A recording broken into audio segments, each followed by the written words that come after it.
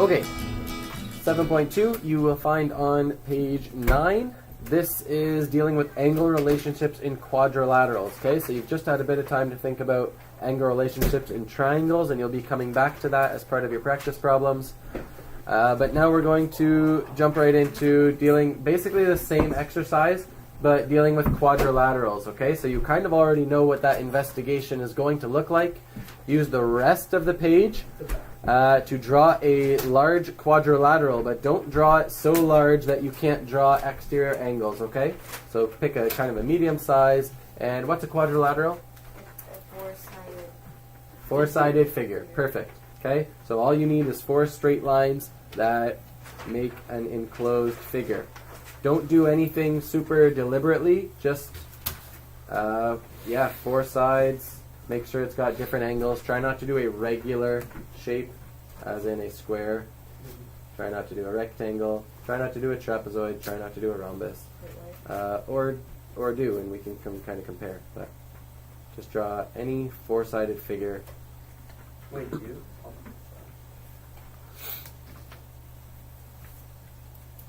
And follow the directions. We'll label our vertices A, B, C, and D.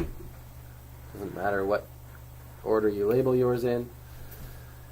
And now we're going to, step 2, use a protractor to measure each interior angle and record it on our diagram. So again, take your time, do it carefully. If you know what the interior angles of a quadrilateral should add up to, then try to work within those parameters. Try to round to the nearest degree that will give you the right sum. It should equal 50. Compass. Protractor. Isn't it compass? Don't you? Can you compass something? To compass something just means to go around it. KJVism. Well, my protractor is too big.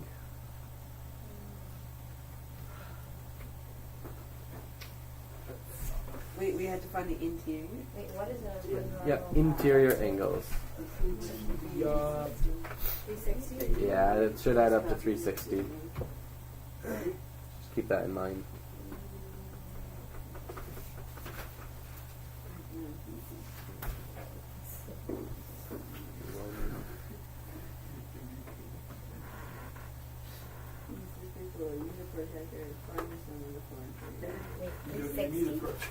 Right, or one?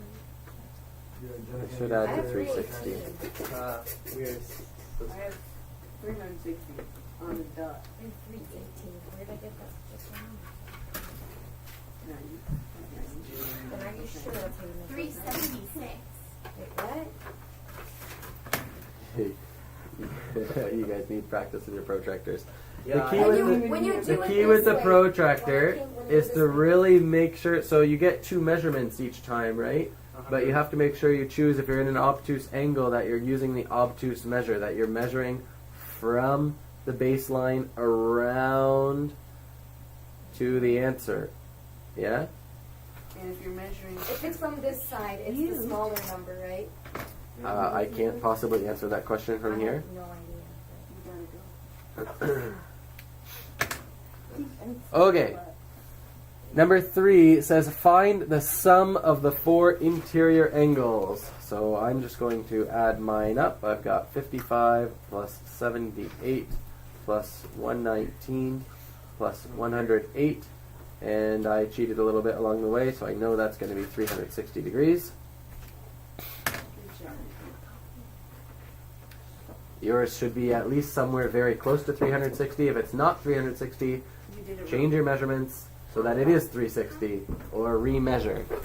All right, question number 4 says... Oh, you're just going to leave me? You'll catch it. You'll get there. You got it. You can do this. Leave me. Think about the sum of the interior angles in other quadrilaterals. Will it also be 360 degrees? Yeah, you just need to look at everyone's paper and say, oh, yours is different than mine, but it's still 360. Way to go. Oh, Okay? Good. Number 5. Here we go. Stick with it, guys. At each vertex, extend one side of the quadrilateral in order to form an exterior angle. Okay, so at every single vertex, you're going to extend one side We don't care. in order to create an exterior angle.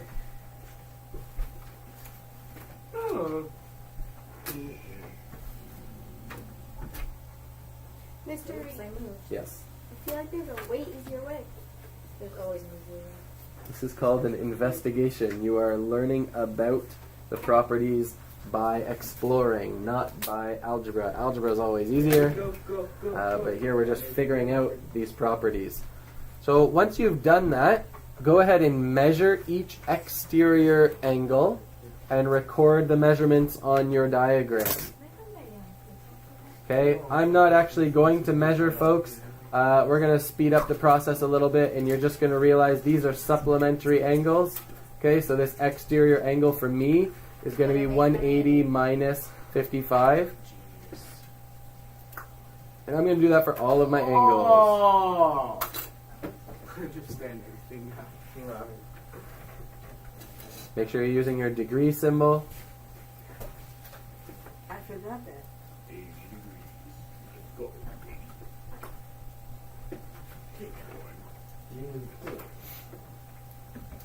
Alright, so you should have all your interior angles and all your exterior angles drawn and measured. And now in step 7, we need to find the sum of the exterior angles and record it in that blank. 360. So I have 125 plus 102 plus 61 plus 72, and it is 360 degrees. So everybody should get the sum of the exterior angles in a quadrilateral is 360 degrees. And number 8, we can just do orally. How are the interior angle and the exterior angle at each vertex related? They both equal 175. They add up to 180, which means they are, what's that word? Supplementary. Supplementary. Okay, guys. On too. What? They both Example add up to the 270. Example 1. Measures of angles of a quadrilateral. So we're going to use some of the properties that we learned in the investigation and apply them to finding the measure of the unknown angle in each quadrilateral. So in A, you have a diagram there. I'm just going to quick whip up that similar diagram. Looks kind of like that-ish. Okay, we've got A, B, C, D. What's the measure of A? 56. The measure of B? 95. 95. The measure of C? 98. And we don't know the measure of angle D, so it's been marked by an X. And let's make a note. Since the sum of the interior angles of a quadrilateral is 360 degrees, we know that the measure of angle A plus the measure of angle B plus the measure of angle C plus the measure of angle D is going to be 360 degrees. Now all we need to do is plug in what we know. A is 56 degrees, B is 95 degrees, C is 98 degrees, and D is X. It's going to equal 360 degrees. Minus. Okay? The best strategy to do here with all these numbers is to add up the ones that you know. So type in your calculator, 56 plus 95 plus 98. 249. Take 249 Should minus get 360. 249 360 minus. plus X equals 360. And now what do I need to do to get x by itself? Subtract 249 from both sides. No, take Thank away. you. Subtract 249 from both sides. X equals 360 minus 249. 111. Therefore, x equals 111 degrees. Good work. Wow. B Oh, is a little more complicated graph. I'm just going to let you guys have your diagram there. You can see it. I'm not going to draw it, but we're going to use the exact same notes to do it.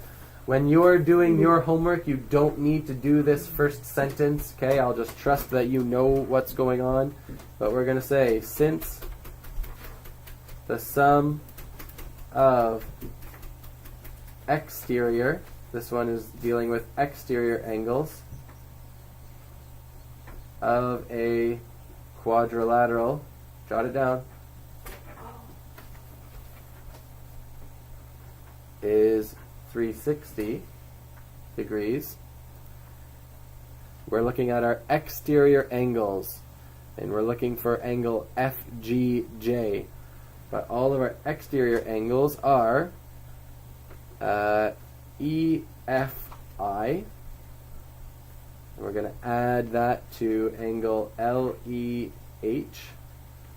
We're going to add that to the measure of angle KHG. We're going to add that to the measure of JGF. And those four exterior angles need to add up to 360. Well, here I'm just going to sub in what I know. On your diagram, what is the measure of angle EFI? EF 105. 105. So I have 105 degrees. Angle LEH, 50. 50 degrees. Angle KHG, 88. and angle JGF, We don't know. Why? Y, should equal 360. So, get out my trusty calculator, punch in 105 plus 50 plus 88. 200. Double check that, somebody. 243. 243 plus Y equals 360. How do I get Y by itself? You subtract 243 from both sides. Subtract 243 from both sides. Hey, we're not done here. So I have 360 minus 243. 117. And I get that the Y is 117 degrees. All right, so there's You the... just minus Is all it the weird? numbers Thank you. off Is it 360. Yeah. Yep. All right. Example 2 is dealing with angle relationships in parallelograms. So we're in the lesson about quadrilaterals. Parallelogram is just a special quadrilateral. Okay? All sides are So we're going to use, that's false, we're going to use this diagram to determine two of the angle properties of a parallelogram. So make sure when you're reading questions, you read carefully. Are we dealing with side lengths? No, we're looking at for angle properties. So we're going to make statements that relate to the angles in the parallelogram. Excellent. Well, take a look at the measurements of each of those angles and see if you can come up with something that's true about the angles and the relationships within the parallelogram. They all equal. 2 are equal and 2 are equal. Okay, can you be more specific about which ones are equal? The top, the Top two left and longer bottom side right. lengths are equal. The two widths are the same, the two lengths. We're not talking about side lengths. We're talking about The angles. the two bigger obtuse angles are equal. And What's their relationship to each other? They're they're Opposite. linear. opposite each other. Yeah. Okay. Ooh. Opposite. Angles at opposite vertices are equal.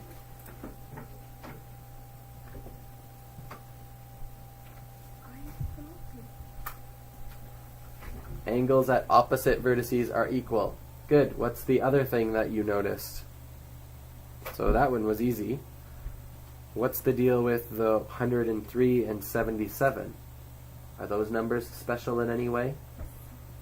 They all add up to 180. Equal, They're complementary. Every number is They're degrees and the whole thing equals 360. They're supplementary. They're supplementary, okay?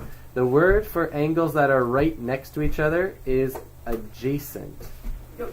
Jason. Adjacent Jason. angles are supplementary. Supplementary, sorry. And we're actually going to take a couple notes on those words that we just used. So you can do it underneath or off to the side, wherever you have space. But the first vocab word there is adjacent, which means adjoining or next to. So for instance, in our classroom right now, Ronnie is adjacent to Jaden. He is not adjacent to Jacob. He's right next to Jenna, so they are adjacent, but he is not right next to Emily. Okay? Is he adjacent to Sammy? You could say that, yep, they're right in a row, so they are adjacent. So adjacent just means right beside each other. So it doesn't matter how big your polygon is, how many shapes, how many line segments it makes. This angle is adjacent to this angle and this angle, not any other ones. Okay? Adjacent means right beside. This side is adjacent to this side and this side, but it is not adjacent to these sides. Okay? The second word there is supplementary.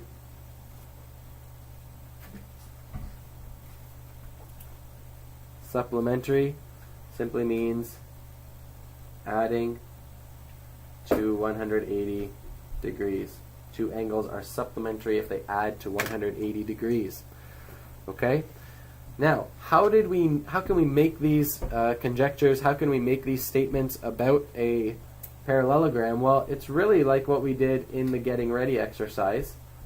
If you have two parallel lines and a transversal, if you have some space, you should draw this, because you'll need to know that word transversal. Then what that does is it creates these two interior angles, and they are adjacent to one another, and they are supplementary. So we learned this already the other day. A plus B equals 180 degrees. And in a parallelogram, really this is happening on both sides. Okay, this is happening twice inside a parallelogram. And really it's happening 4 times, because if I were to finish off my diagram here with another set of parallel lines, then you could see here we have co-interior, here we have co-interior, here we have co-interior, here we have co-interior, and each pair of co-interior lines is, or angles, sorry, is supplementary. Alright, that gives you what you need to know in order to complete your practice problems for lesson 7.2, which is just the worksheet on the next page, page 11 and 12, okay? So page 11 has 1 and 2, and then you flip the page to complete 3 through 6. And that is your something to do on the weekend.